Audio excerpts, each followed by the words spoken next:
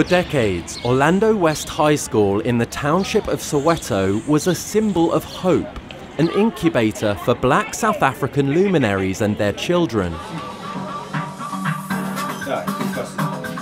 For students like Sibonelo Hadebe, the school's history is a big draw. What made me go to the school, it's the history information about the school. Because that school, yeah, I think in the world they know it. Nelson Mandela once lived down the street. He left money in his will to fund 2 college scholarships for Orlando graduates. The school is one of the better free public schools in the country, and Sibonelo knows he needs a good education to realise his goal of becoming a botanist. But like most of South Africa's public schools, Orlando West is struggling to give students the skills they need to get closer to their dreams. Academic standards have fallen. Teachers sometimes don't show up. Many students never finish a single page of their workbooks. Some of Orlando West's problems are visible in an unruly corner of the schoolyard.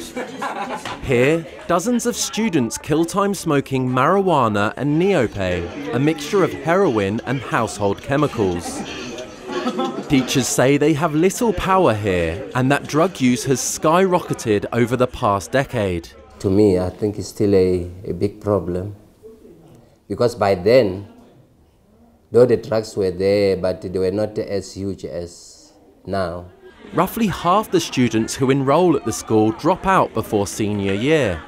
So I'm afraid that not working very hard, not being informed, not attending schools, not showing some of the seriousness the country can also degenerate to the previous things that were happening, especially maybe apartheid can come back.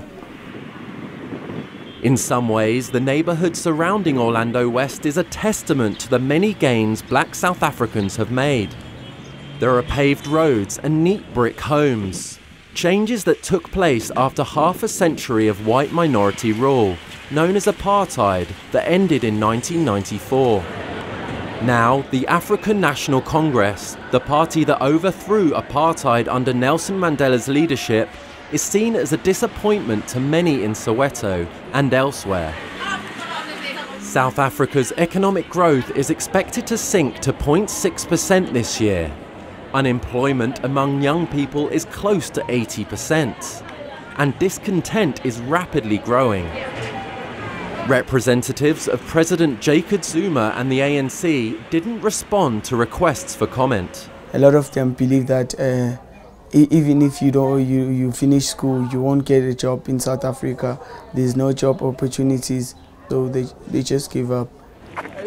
Determined to do better than his peers, Sibonelo is taking after-school classes with Nonhala Gamede, a former teacher at Orlando West.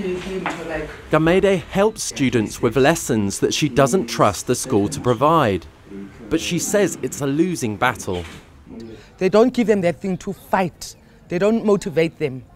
They just say, finish, and after that, I don't know, where will you work, at the factories or where? Yes, to free somebody. Orlando West is still much better than the village school Sibonelo attended before moving to Soweto 8 years ago. But he knows the rest is up to him. If you don't have a degree and you don't have like your certificate, you won't go anywhere, you won't be able to get a job. Sibonelo's big dreams show how ambitious many young South Africans have become in the 2 decades since apartheid ended, and how Nelson Mandela's vision for a just and prosperous rainbow nation remains unfulfilled. She must see a good learner.